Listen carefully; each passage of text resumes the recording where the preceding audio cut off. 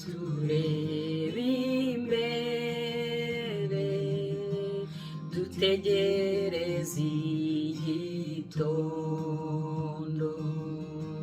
twiringire Imana yacu nizakora imirimo izirukana Satani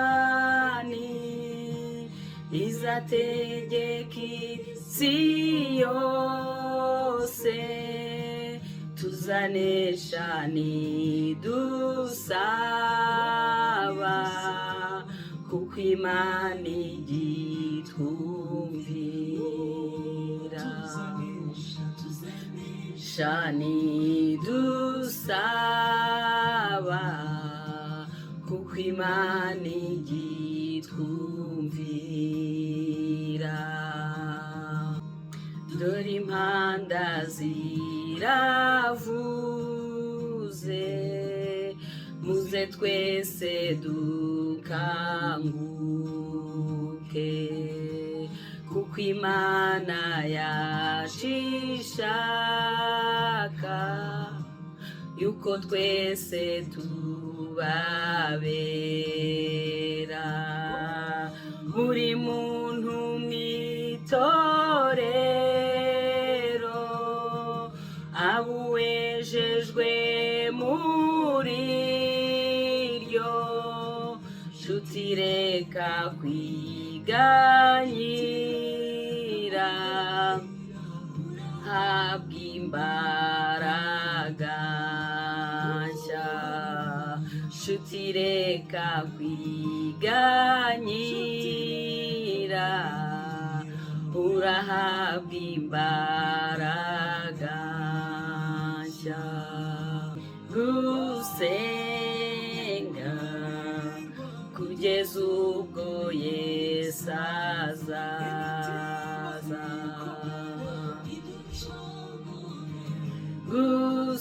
gusenga kugeza ubwo Yesu azaza ntiducogore gusenga kugeza ubwo Yesu azaza. Haleluya. Nimuze turebe imbere dutegereze igitondo dore burije kandi burenda gucya turi mu gicuku cya nyuma rero niyo mpamvu tugomba gucunguza uburyo umwete.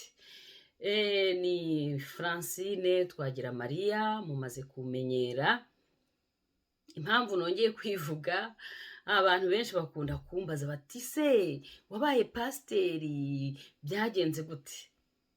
ntago ndi pasiteri ntago ndi pasiteri ahubwo ijambo ry'Imana muri Matayo igice cya 28 haravuga ngo kuva ku murongo wa 18 haravuga ngo nuko Yesu arabegera avugana nabo ati nahawe ubutware bwose mu ijuru no mu isi nuko mugende muhindure abantu bose abantu bo mu mahanga yose abigishwa mubabatiza mu izina rya Data n'Umwana n'Umwuka Wera mubigisha kwitondera ibyo nababwiye kandi dore ndi kumwe namwe kugeza iminsi yose kugeza ku mpera y'isi.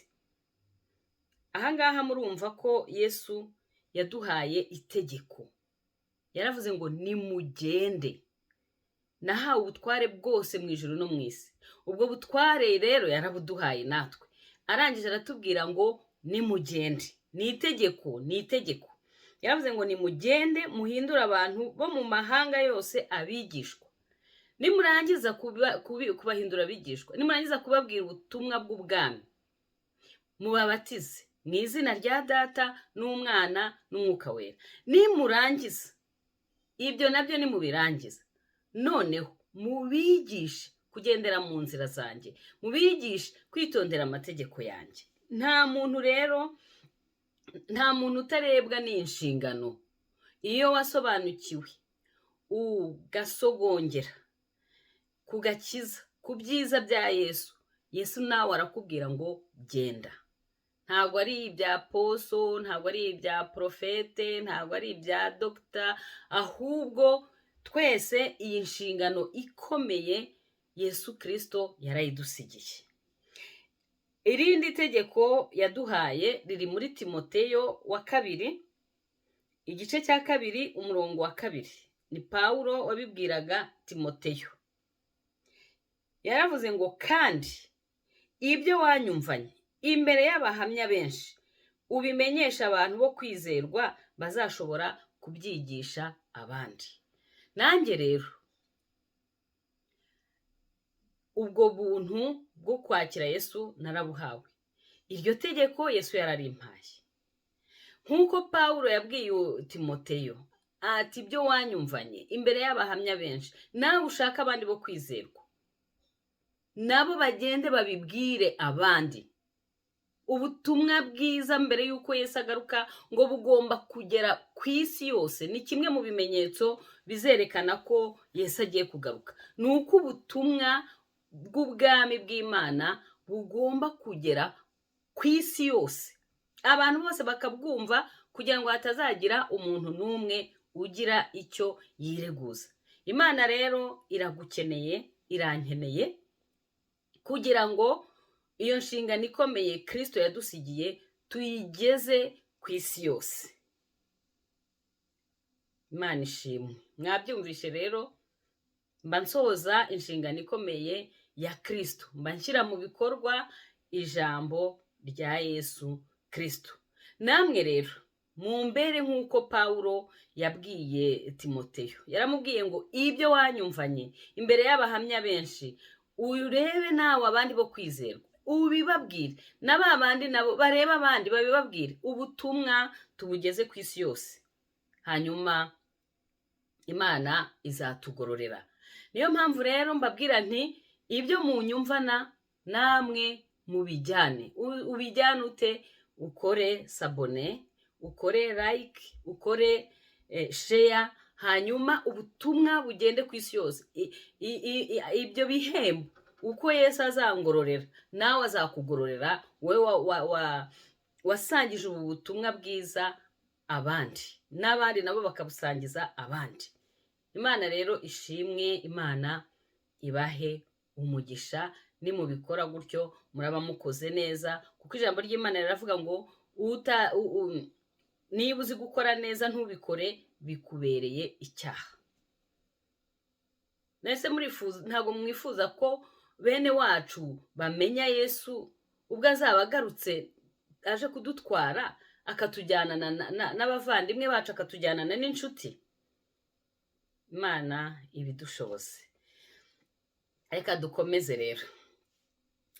Tumaze iminsi turi mu ijambo ry'Imana riri muri Timoteyo wa 2 igice cya 3 kuva ku murongo wa 1 kugeza ku wa 5 havuga ngo umenye yuko mu minsi y'imperuka hazabaho ibihe birushya, kuko abantu bazaba bakunda impiya, birarira, bibona, batukana, batumvira ababyeyi babo, indashima, batarabera, badakunda n'ababo, batuzura, babeshyerana, batirinda, bagira urugomo, badakunda ibyiza, bagambana, ibyigenge, bikakaza, bakunda ibibanezeza aho gukunda impiya, bafite ishusho yo kwera ariko bagahakana imbaraga zako. Akomeza amugira inama amubwira ngo abameze batyo ujye ubatera umugongo. Ntabwo ari abavuga Yesu, ntabwo ari aya matitira, aya mazina, ahubwo ijambo ry'Imana rirasobanutse, riravuga ngo bazatumenyera ku mbuto zacu. Ubwo rero abo muzabona bafite ibingibi biranga abantu bo mu minsi ya nyuma, ujye ubatera umugongo, naho baba ari ba apotre, naho baba ari ba bishop, ariko basa gutya, ujye ubatera umugongo. Niyo baba bavuga Yesu, uwo Yesu bavuga sinzi uwo ari we, kuko ngo abo ngabo bavuga mwami mwami, nta kindi kizaberekana uretse imbuto twera. Imbuto z'umwuka wera ni urukundo, ni amahoro, ni ibyishimo, ni umunezero, ni ukwirinda, ngo ibimeze gutyo ngo nta mategeko abihana. Ibyo rero nibyo bizatugaragaza Imana idushoboze kuvuga Yesu, ariko inadushoboze kumuvuga dukiranuka kandi twera imbuto z'umwuka wera. Ubushize rero muri ya seri tumaze iminsi tubona y'iminsi mibi, ubushize twari twize ko iminsi ari mibi, ko dukwiye gutunga ubwenge buva ku Mana. Twabonye ko ubwenge buva ku Mana, ubwo bwenge ngo buraboneye, ubwo bwenge bwera imbuto nziza, ubwo bwenge bwemera kugirwa inama, ubwo bwenge ni ubw'ineza, ubwo bwenge buca bugufi. Ubwo bwenge bw'Imana twabonye ko butandukanye n'ubwenge bw'isi, butandukanye n'ubwenge bw'inyamaswa abantu, butandukanye n'ubwenge bw'abadayimoni. Ubwo bwenge rero Imana nibwo ishaka ko dutunga. Kandi twabonye ko ubwenge bw'Imana butubwira ko kubaha Imana, kubaha Uwiteka nibwo bwenge. Kuva mu byaha niko kujijuka. Ikindi, kubaha Uwiteka ni ukwanga ibibi, ni kutagendana n'ababi, kutagendera mu nzira y'abanyabyaha, kuticarana n'abakobanyi, kutavuga iby'ubugoryi. Uko niko kumenya Uwiteka. Imana rero idufashe, ikomeze iduhe ubwo bwenge, kuko ijambo ryayo riravuga ngo nimba muri mwe hari ubuze ubwenge nabusabe. Kandi twabonye ko nanone Kristo niwe bwenge n'imbaraga z'Imana. Uyu munsi rero turakomeza tureba ubwenge. Twabonye ko ubwenge ngo burubaka. Mu migani baravuga ngo umugore uzi ubwenge yubaka urugo rwe, ngo naho umupfapfa ararusenya. Hari n'ahandi ijambo ry'Imana ritubwira ngo ubwenge, imigani 24 ku murongo wa 3 n'uwa 4 haravuga ngo inzu yubakwa n'ubuhanga kandi igakomezwa n'ubwenge. Ubumenyi nibwo butuma ibigega byuzura ibintu byiza byose kandi by'agaciro. Ubwenge rero, ubwenge burubaka. Kandi twabonye ko bwenge Kristo niwe bwenge bw'Imana. Kandi twabonye ko nanone nitwe nyubako y'Imana. Ijambo ry'Imana riravuga ngo turi insengero z'umwuka wera. Hariya mu byahishuwe igice cya 3 umurongo wa 12 hakavuga ngo Yesu azatugira inkingi zo mu rusengero, kandi ngo azatwandikaho izina ry'Imana ye, izina ry'umurwa wera Yerusalemu, kandi ngo muri urwo rusengero rw'Imana ye ntabwo tuzongera gusohokamo ukundi. Murumva rero ubwenge burubaka. Ni twebwe nyubako y'Imana, kandi Imana ishaka ko tuba koko twubakitse. Kugira ngo rero tube koko twubakitse, Imana ifite mu bwenge bwayo iduha ibidukwiriye kugira ngo tube twubakitse koko, dukure tugere ku kigero cy'igihagararo gikwiriye cya Kristo. Ubwo rero tugiye gukomeza tureba inkingi z'ubwenge. Inkingi z'ubwenge. Twavuze ko ubwenge bufite ikindi kintu, ibindi bintu bibushabikiye. Ubwenge rero burubaka, kandi bwubaka inzu. Twebwe turi amabuye mazima, ariko ibuye rikomeza imfuruka ni Kristo Yesu. Reka twumve imigani igice cya 9 umurongo wa 1. Twongere dusome imigani igice cya 8 ku murongo wa 12 kugeza kwa 20. turagenda tubisesengura uko umwuka wera ari butuyobore.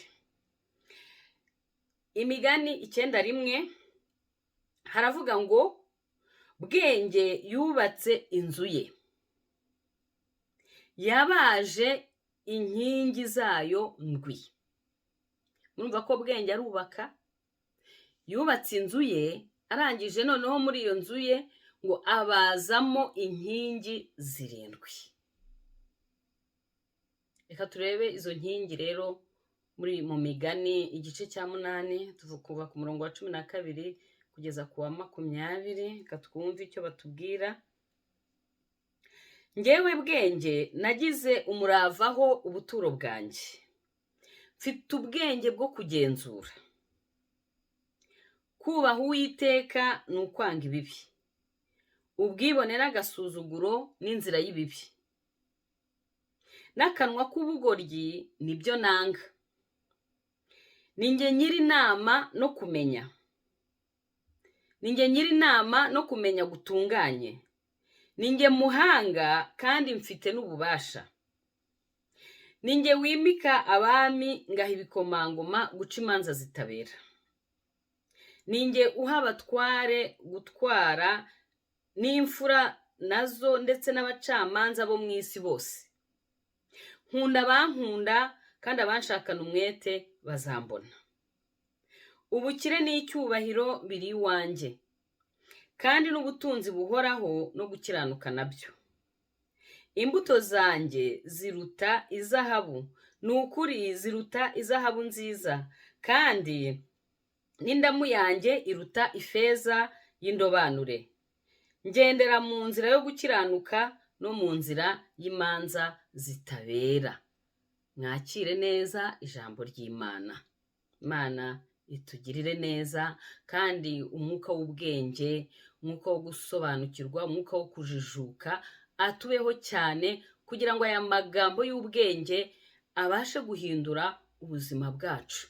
Kandi ibyo muri kunyumvana namwe mu biha abandi, abandi nabo babiha abandi, kugira ngo ubutumwa bwiza bw'ubwami bw'Imana bugere ku isi yose.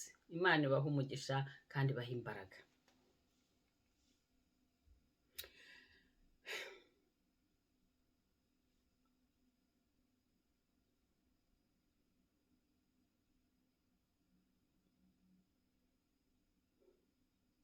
Ahangaha rero murumva ko iyo iki gice cya 8 mu Migani tugiye kurebamo izo nkingi z'ubwenge. Ariko nasomye Bibiliya y'Ikinyarwanda, nsoma na Bibiliya y'Igifaransa. Mu Kinyarwanda ntago babivuga neza cyane uko nabishakaga, ariko iyo usomye Imigani icyo gice cya 8 umurongo wa 12 haravuga ngo ngewe Bwenge nagize umuravaho ubuturo bwanjye, mfite ubwenge bwo kugenzura. Aha harimo inkingi 2, harimo umurava, harimo n'ubwenge bwo kugenzura. Ariko mu Gifaransa umuravaho baravuga ngo ni reka mpabasomere mwumve. Haravuga ngo moi la sagesse, j'ai pour demeure le discernement et je possède la science de la réflexion. Ahangaha murumva ko bivugitse neza. Umurava, ariko iyo bavuze ngo discernement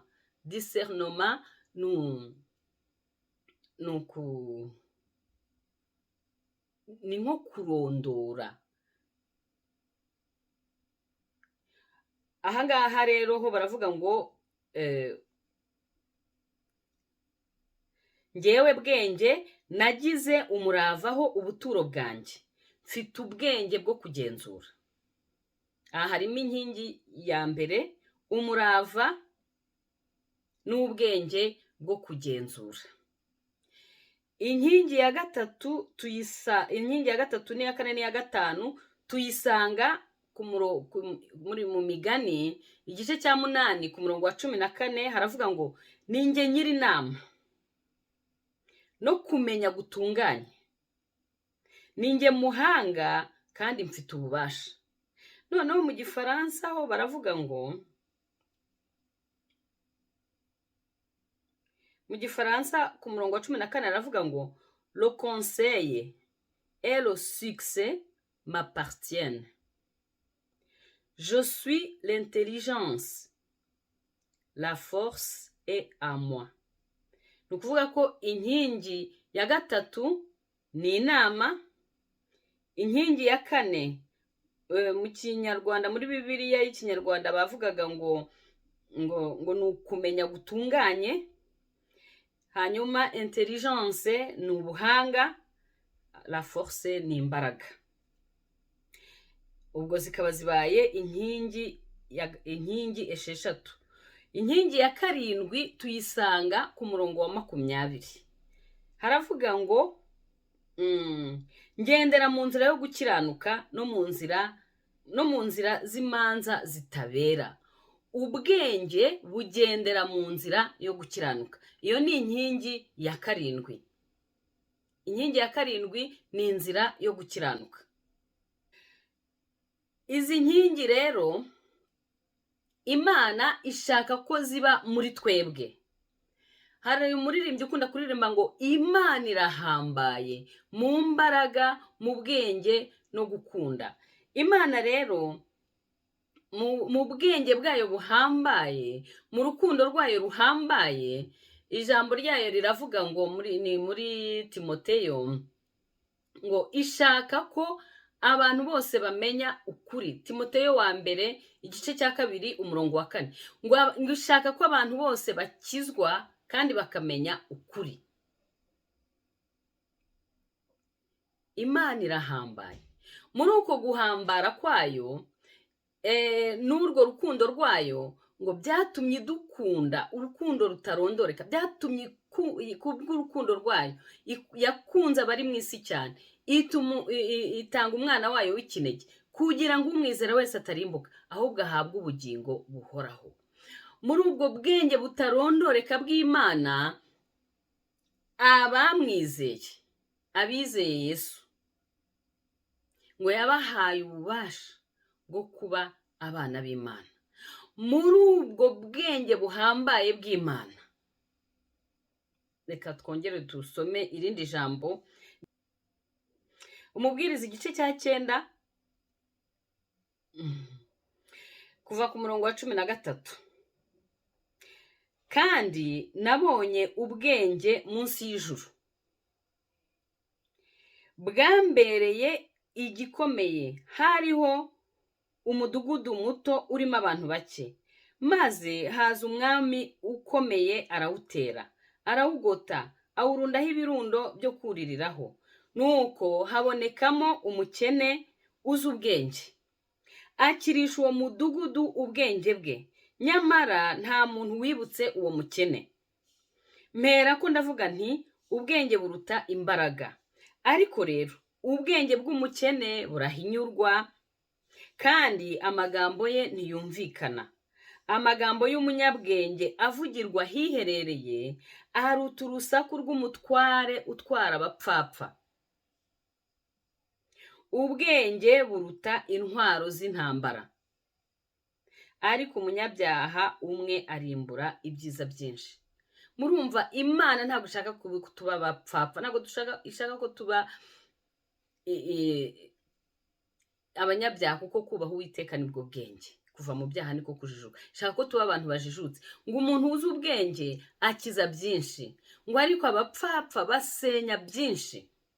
Uyu muntu rero nubwo yari umukene, ariko ngo yari umunyabwenge.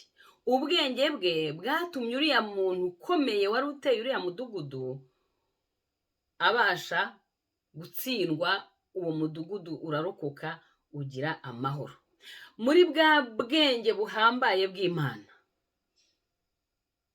yaduhaye umwana wayo Yesu Kristo. Iyo usomye Yesaya 53 haravuga ngo ninde wizeye ibyo twumvishe, kandi ukuboko k'Uwiteka kwahishuriwe nde? Ngo kuko yakuriye imbere ye nk'ikijegijegi, nk'igishyitsi cyumburira mu butaka bwumye. Ntiyari afite ishusho nziza cyangwa igikundiro, kandi ubwo twamubonaga ntiyari afite ubwiza bwatuma tumwifuza. Yarasuzugurwaga akangwa n'abantu. Yari umunyamibabaro wamenyereye intimba. Yasuzugurwaga nk'umuntu abantu bima amaso, natwe ntitumwubahe. Ni ukuri intimba zacu nizo yishyizeho, imibabaro yacu niyo yikoreye. Ariko twebweho twamutekereje nk'uwakubiswe n'Imana, agacumitwa nayo, agahetamishwa n'imibabaro. Nyamara ibicumuro byacu nibyo yacumitiwe, yashenjaguriwe gukiranirwa kwacu. Igihano kiduhesha amahoro cyari kuri we, kandi imibyimba ye niyo adukirisha. Ubwo ni ubwenge buhambaye bw'Imana. Ubwo bwenge buhambaye bw'Imana bwafashe umwana wayo, araza arasuzugurwa, araza afata akamero k'imbata kugira ngo abashe kuducungura.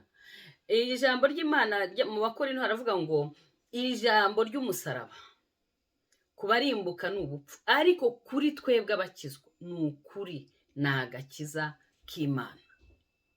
Imana yacu ishimwe. Imana yacu ishimwe. Imana yacu irahambaye. Imana yacu irahambaye mu mbaraga no mu bwenge. Irashaka rero kubaka muri twebwe, kuko twebwe turi inzu, turi inkingi. Irashaka kutwubaka ikadukomereza muri ziriya nkingi z'ubwenge uko ari 7.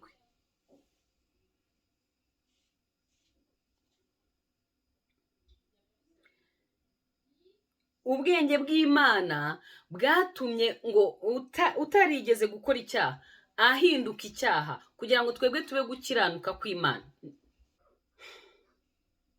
Imana yacu ishimwe. Imana yacu ishimwe kubw'ubwenge bwayo buhambaye. mu Bakorinto ba 2:5-21 aravuga ngo kuko utigeze kumenya icyaha, Imana yamuhinduye icyaha ku bwacu, kugira ngo muri we duhinduke gukiranuka kw'Imana. Ibyo ni ubwenge bw'Imana buhambaye. Ubwenge bw'Imana buhambaye butuma tuva mu bwiza tukajya mu bundi, kuko turi ubwiza bwa Kristo. Kristo ni ubwiza bwacu. Haleluya, haleluya. Ngo ariko twebwe twese ubwo tureba ubwiza bw'Umwami, tubureba nko mu ndorerwamo mu maso hacu, hadakwiriye duhindurirwa gusa nawe, tugahabwa ubwiza buruta ubundi kuba bwiza nk'ubw'Umwami w'umwuka. Ubwo ni ubwenge butangaje bw'Imana. Ikindi, izo nkingi uko ari 7 z'ubwenge bw'Imana, iyo ziri muri twebwe, tugira gusobanukirwa muri ubu buzima bwacu bwa gikristo, muri ubu buzima bwacu bwa buri munsi, kuko izo nkingi z'Imana, iyo z'ubwenge bw'Imana, iyo ziri muri twebwe, kuko murumva ngo bwenge ngo yubatse inzu ye, ngo arangije ngo ayibazirizamo inkingi 7. Izo nkingi 7 twabonye ko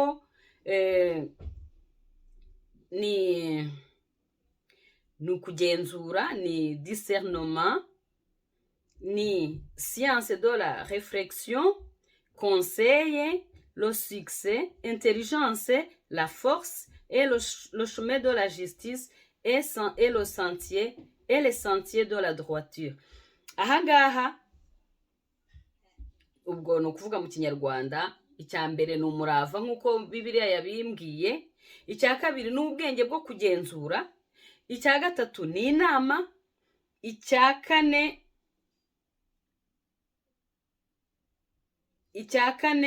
ni ukumenya gutunganye, ariyo succès, icya gatanu ni ubuhanga, icya gatandatu ni imbaraga, icya karindwi c'est le chemin de la justice et les sentiers de la droiture, inzira yo gukiranuka no guca imanza zitabera.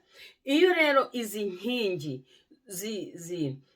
zibarijwe muri twebwe, kuko ni twebwe nzu y'Imana, turi urusengero rw'Umwuka Wera. Hari ibyo dusobanukirwa, hari icyo izi nkingi zidusobanurira, zituyobora kugira gute? Izo nkingi zituyobora, ziduha ububasha bwo kwizera ubutumwa bwiza, kuko ubutumwa bwiza ni imbaraga, ni ubwiza, ni icyubahiro. Niko ndumva ariko mu Baroma 1:16 havuga, ni imbaraga z'agakiza. Izo mbaraga z'agakiza rero ziba muri twebwe. Hanyuma izo nkingi z'ubwenge bw'Imana, iyo ziri muri twebwe nzu y'Imana, ziduha umutima uciye bugufi, ntitwishingikirize ku bwenge bwacu, ahubwo tukamenya Imana mu nzira zacu zose, kandi ibyo dukora byose tukiringira Imana mu mibereho yacu yose. Ikindi tumenya iyo izo nkingi zikomeye muri twebwe, ni uko zituma twubaha Uwiteka, kuko ijambo ry'Imana ryaratubwiye ngo kubaha Uwiteka nibwo bwenge, kandi kuva mu byaha niko kujijuka. Ikindi, izo nkingi zubatswe muri twebwe zituma tugira ubwenge budushoboza kwanga ibibi.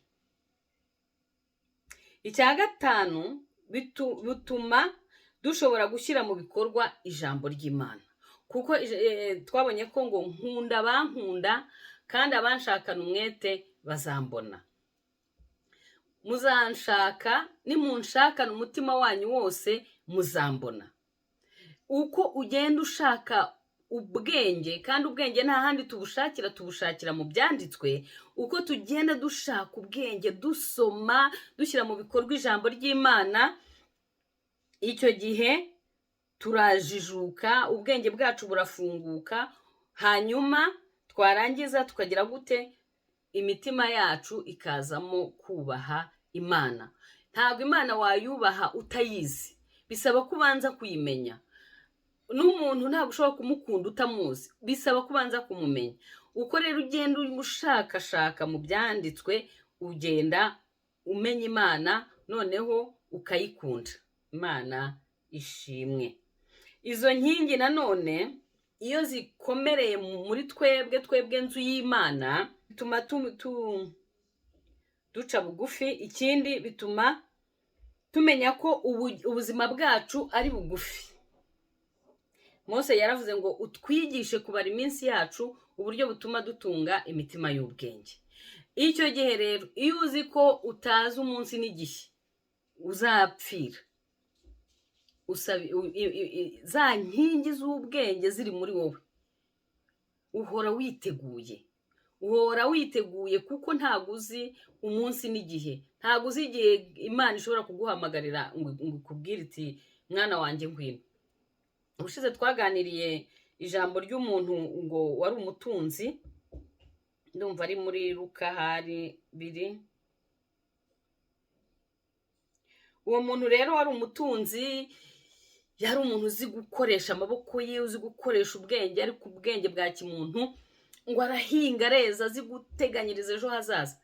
Ariko ngo amaze kubihunika,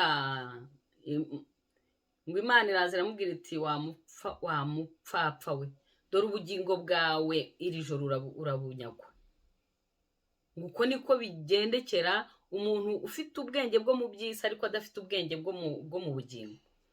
Tugomba gutunga ubwenge bw'Imana, tugomba kugira ziriya nkingi mu buzima bwacu, ziriya nkingi z'ubwenge, kugira ngo tumenye ko igihe dufite hano kuri iyi si ni kigufi.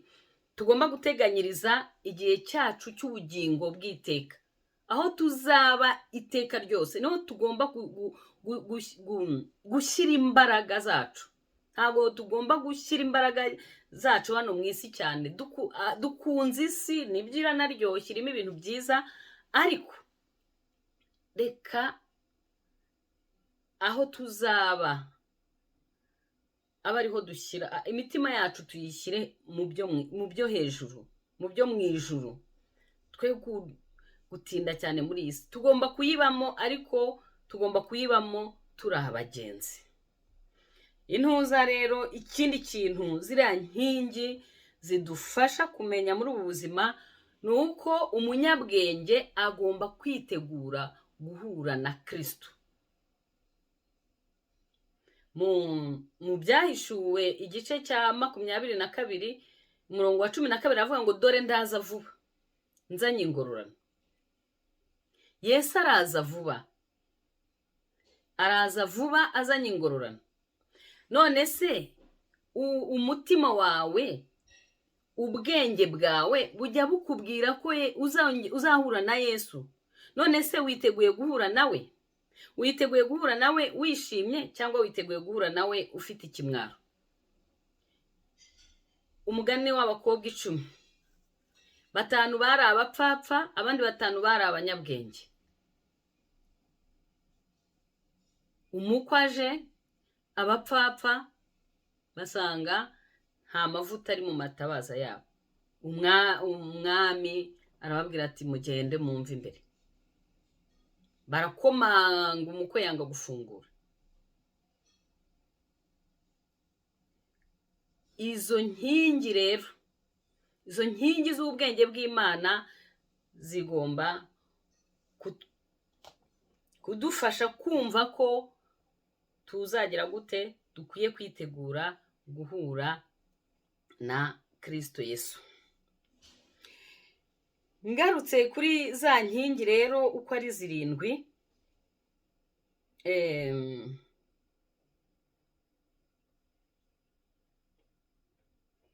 ngarutse kuri ziriya nkingi uko ari 7, inkingi ya nyuma ngo ubwo inzira y'ubwenge ngo ni inzira yo gukiranuka.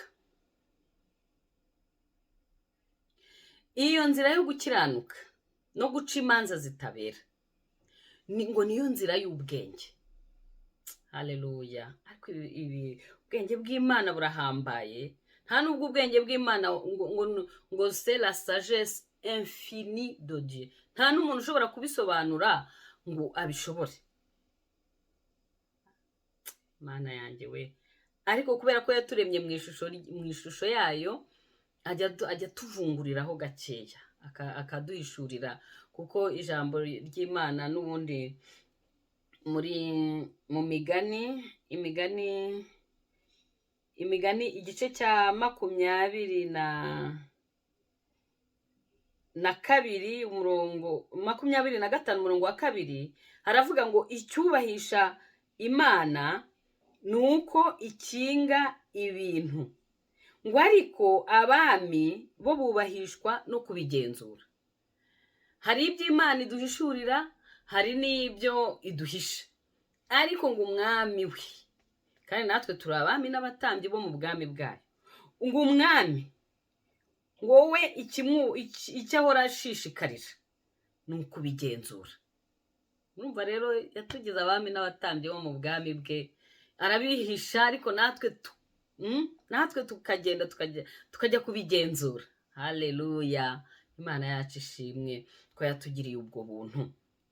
Naho imigani 22 umurongo wa 29 ho haravuga ngo hari umuntu w'umunyamwete mu byo akora ubonye, bene uwo azaba imbere ku mwami, ntazakorera abagufi. Ziriya nkingi z'ubwenge iyo zikomeye muri wowe, kuko uri inzu y'Imana, uri urusengero rw'Umwuka Wera, haravuga ngo bene uwo azaba imbere ku mwami, ntazakorera abagufi. Iyo tubaye fidèle, twabonye ko ubwo bwenge tugomba kubushaka. Nkunda abankunda, kandi abanshakana umwete bazambona. Nimunshaka mukanshakana umutima wanyu wose, muzambona. Ubwenge ni ukubushaka, izi nkingi ni ukuzishaka. Nta handi rero tuzishakira, tuzibonera mu byanditswe. Nta handi Imana yaduhaye tugomba kuyishakira, nta handi Imana yaduhaye tugomba gushakira ibyayo, ni mu ijambo ryayo. Imana ishimwe. haleluya, amena. Izi nkingi ziturinda gucumura ku Mana. Abakorinto ba mbere umurongo wa 6, igice cya 6 umurongo wa 18 aravuga ngo muzibukire gusambana. Ibindi byaha byose umuntu akora bikorerwa inyuma mu mubiri, ariko usambana aba akoze icyaha cyo mu mubiri we. Timoteyo wa mbere nawe akabivuga 6:6 ngo icyakora koko kububaha Imana iyo gufatanyije no kugira umutima unyuzwe bivamo inyungu nyinshi. Izi nkingi iyo ziri muri twebwe, hari aho Yesu yabwiye abigishwa be ngo mbohereje, ni muri Matayo, ngo mbohereje muri intama mu masega aryana, mugire ubwenge, mugire amakenga.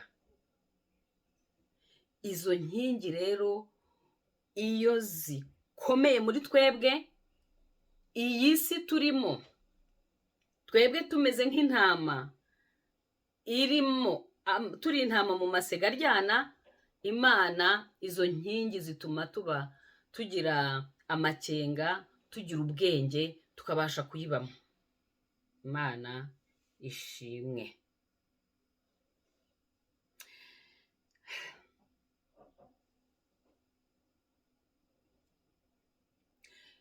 Inkingi nizo zituma inzu ikomera. Muribuka mu Bacamanza ndumva hari igice cya 16 hari cyangwa cya 6, ubwo Samusoni bamuzanaga yarahumye, yabwiye umuntu wari umurandase, aramubwira ati nyegereza inkingi. Amaze kwegera inkingi agira gute? Arayinyeganyeza, inzu igira gute? Inzu irasenyuka. Ni ukuvuga ko inkingi nizo zituma inzu ikomera. Ziriya nkingi 7 z'ubwenge nizo zituma dukomera muri iyi nzira y'agakiza, nizo zituma dushikama. Imana ishimwe. Izi nkingi iyo zikomereye muri twebwe, Abagalatiya 2:9 haravuga ngo nuko bamaze kumenya ubuntu nahawe. Abo mvuga ni Yakobo na Kefa na Yohana, abashimwa ko ari inkingi, badusezeranira njyewe na Barinaba ko bazafatanya natwe, babihamirishije gukorana mu ntoki, ngo twebwe tujye mu banyamahanga nabo bajye mu bakebwe. Murumva izo nkingi iyo zikomeye muri twebwe, umurimo w'Imana uraguka. Haleluya. Ubwenge buhambaye bw'Imana. Imana nta na rimwe yigeze ishaka gukora ibintu byayo. Hari ijambo ry'Imana twigeze kwiga rivuga ngo turabafatanya bikorwa nayo. Imana mu buhangange bwayo, mu bumana bwayo, mu bwenge bwayo, mu mbaraga zayo, yashatse ko ikikora cyose ishyiramo umwana w'umuntu. Ariko murumva ukuntu turaba igiciro mu maso y'Imana. Mureke rero dusoze inshingano ikomeye ya Kristo, kuko yatugize inkingi. Kandi nimba yaratugize inkingi, tugomba kwerekana ubwenge bw'Imana aho turi hose muri iyi si yabaye idushyizemo, kuko tuyirimo turi abagenzi. Iriya nkingi ya nyuma ya 7 ngo inzira y'ubwenge ngo ni inzira yo gukiranuka. Niyo nkingi ikomeye, niyo nkingi ishyigikira ziriya nkingi zose.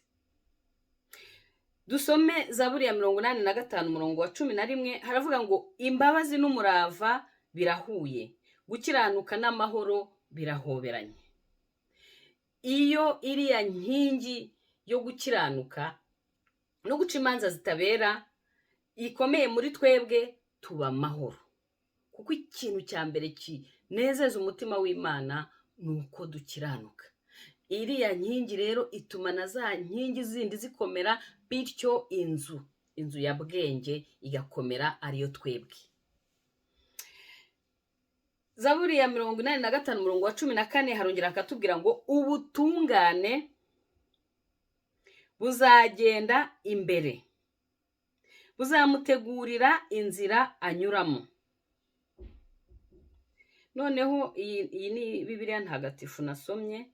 Bibiliya yereka avuga ngo gukiranuka kuzamubanziriza kandi kuzahindura intambwe ze inzira yo kunyuramo. Gukiranuka byandika inzira, byandika amateka. Gukiranuka biri hejuru ya byose. Aho kunyuze kuhasiga ibimenyetso, n'abandi nabo bakabona aho banyura. Ubwenge kugira ngo bubone aho bunyura bukeneye gukiranuka. Ubwenge, inzira y'ubwenge ni inzira yo gukiranuka no guca imanza zitabera. Imigani 15:24 haravuga ngo ku munyabwenge inzira y'ubugingo irazamuka kugira ngo ave ikuzimu mu bapfuye. Abamwizeye yabahaye ububasha bwo kuba abana b'Imana. Ndabibandikiye mwebwe abizeye izina rye ngo mumenye ko mufite ubugingo buhoraho. Ba banyabwenge bamenye aho umwami yavukiye, bava ikantarange bajya kumuramya. Ni ubwenge guhishurirwa iby'ubwiru bw'ubwami bw'Imana. Ubu uvuye ikuzimu ugiye ibuzima, ugiye ibuntu. Uvuye ikuzimu ugiye mu bugingo. Uvuye mu rupfu ugiye mu buzima. Imana idufashe. Inzira yo gukiranuka rero niyo nzira y'ubugingo. Kuko twahindutse gukiranuka kw'Imana. Ufite uwo mwana rero afite ubugingo. Ufite uwo mwana afite ubwenge bw'Imana. Kuko Yesu niwe bwenge n'imbaraga by'Imana. Haleluya. Amen. Imigani 1:2 niyo kumenyesha ubwenge n'ibibwiriza. Niyo gusobanura amagambo y'ubuhanga. Niyo ihesha ubwenge bw'imigenzereze no gukiranuka no gutunganya no kutabera. Niyo iha umuswa kujijuka, n'umusore ikamuha kumenya no kugira amakenga, kugira ngo umunyabwenge atege amatwi yunguke ubwenge, kandi umuhanga agere ku migambi itunganye, amenye gusobanura imigani n'amarenga kandi n'amagambo n'ibisakuzo by'abanyabwenge. Inkingi nizo zikomeza inyubako, kandi izo nkingi tuzigomba kuzikoresha mu buzima bwacu bwa buri munsi. Kandi inzira y'ubwenge ni inzira yo gukiranuka, kandi inzira yo gukiranuka ni inzira y'ubugingo. Kandi aho gukiranuka kunyuze kuhasiga ibimenyetso kugira ngo n'abandi bazabashe kugendera muri izo ntambwe zo gukiranuka. Haleluya. Amen. Umunyabwenge rero, uwo inkingi z'ubwenge zikomeye muri we, ijambo ry'Imana arishyira mu bikorwa. Uwo muntu ushyira mu bikorwa ijambo ry'Imana ngo ameze nk'uwubatse inzu ye ku rutare. Iyo imiyaga n'imirabije ntacyo imutwara. Gutegeka kwa 2:11 haravuga ngo nicyo gituma mukwiriye kwitondera amategeko yose mbategeka uyu munsi, kugira ngo mugire amaboko mujye mu gihugu mugihindure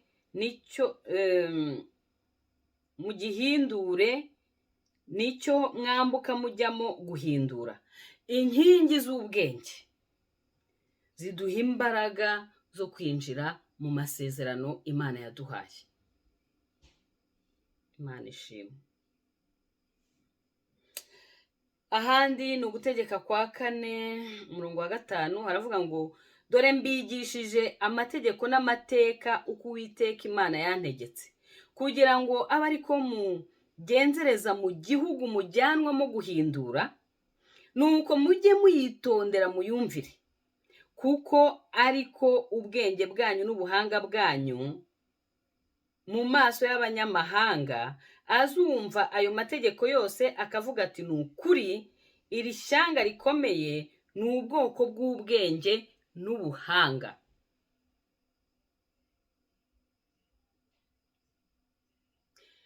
Iyo izo nkingi z'ubwenge ziri muri twebwe, amategeko y'Imana, ijambo ry'Imana tukarishyira mu bikorwa, abo banyamahanga aho turi baravuga bati ni ukuri iri ni ishyanga rikomeye, ni ubwoko bw'ubwenge n'ubuhanga. Haleluya. Imana rero bidushoboze kandi iduhe ubwo bwenge, kugira ngo ubwo Yesu azaba agarutse azasange koko twarabayeho nk'abanyabwenge, azasange koko twarabayeho nk'izo nkingi, izo nkingi zikomeye muri twebwe, hanyuma urugendo rwacu tuzarusoze neza, kubera ko tuzaba twarabaye abanyabwenge, kandi izo nkingi zizaba zikomeye muri twebwe, twebwe nzu y'Uwiteka. Imana rero ishimwe, Imana ihabwe icyubahiro. Twarebaga hamwe inkingi 7 z'ubwenge. Izo nkingi z'ubwenge twabonye ko inkingi ya mbere twabonye ko ni umurava, inkingi ya kabiri twabonye ko ari ubwenge bwo kugenzura, inkingi ya gatatu twabonye ko ari inkingi y'inama, inkingi ya kane twabonye ko ari imbaraga, inkingi ya gatanu twabonye ko inkingi ya gatandatu twabonye ko ari ubwenge, ari ubuhanga, hanyuma inkingi ya karindwi twabonye ko ari inzira yo gukiranuka no guca imanza zitabera. Inkingi ya mbere ni umurava, inkingi ya kabiri ubwenge bwo kugenzura, inkingi ya gatatu inama, inkingi ya kane kumenya gutunganye, inkingi ya gatanu ubuhanga, inkingi ya gatandatu imbaraga, inkingi ya karindwi inzira yo gukiranuka no guca imanza zitabera. Twabonye ko inkingi inzira y'ubwenge ni inzira yo gukiranuka no guca imanza zitabera, kandi twabonye ko inzira yo gukiranuka ni ubugingo, kandi twabonye ko iyo nzira yo gukiranuka isiga ibimenyetso.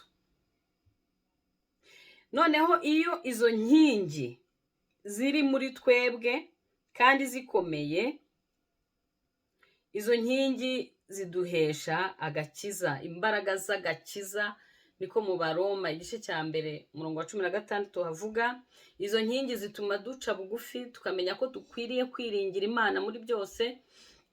Ikindi, izo nkingi zituma twubaha Uwiteka, ntitwishingikirize ku by'imitima yacu yibwira, ahubwo tukamenya Uwiteka mu nzira zacu zose. Izo nkingi kandi zidushoboza kwanga ibibi, kuko kubaha Uwiteka nibwo bwenge, kuva mu byaha niko kujijuka. Ikindi, izo nkingi z'ubwenge ni icya gatanu. Izo nkingi z'ubwenge kandi zituma tubasha kwitondera amategeko, bityo tukagaragaza ubwenge n'ubuhanga by'Imana, kandi tukagira n'imbaraga zo kuba mu by'Imana yadusezeranyije. Izo nkingi iyo zikomeye muri twebwe, tugira ubwenge bwo kumenya ko igihe dufite hano ku isi ni limite. Hari igihe kizagera uru rugendo tukarusoza, bityo izo nkingi zigatuma dutunga umutima w'ubwenge, tukabasha kubara iminsi yacu, tukamenya ko iminsi yacu ibaze, noneho tukamenya uburyo tubaho muri ubu buzima. Icyanyuma, izo nkingi z'ubwenge iyo zikomeye muri twebwe zituma tugira ubwenge, tukamenya ko umunsi umwe tuzahura n'umwami wacu Yesu Kristo. Imana rero itwubake, idukomeze, kandi izo nkingi zayo izikomereze muri twebwe. Imana y'amahoro ibagirire neza, musohoze inshingano ikomeye ya Kristo, namwe ibyo mwanyumvanye mubisangiza abandi, hanyuma tuzagabana amakamba ubwo Yesu azaba ari kuduhemba, aduhembera imirimo myiza twakoze hano muri iyi si. Kadusenge. Mana yacu, turagushimye kandi turaguhimbaje. Turagushimye kuri umukozi w'umuhanga. Turagushimye Yesu ko watwubatse ukadukomeza. Mwami, turagushimye ko wabaje muri twebwe inkingi 7 ukazikomeza muri twebwe. Mana, ushimwe kandi uhabwe icyubahiro. Udushoboze rero kugenda koko nk'abanyabwenge, udushoboze Mwami kugenda nk'abafite izo nkingi zikomereye muri twebwe, kugira ngo ubwenge bwawe n'ubuhanga bwawe bugaragare muri domene zose z'ubuzima bwacu, mu izina rya Yesu. Amen.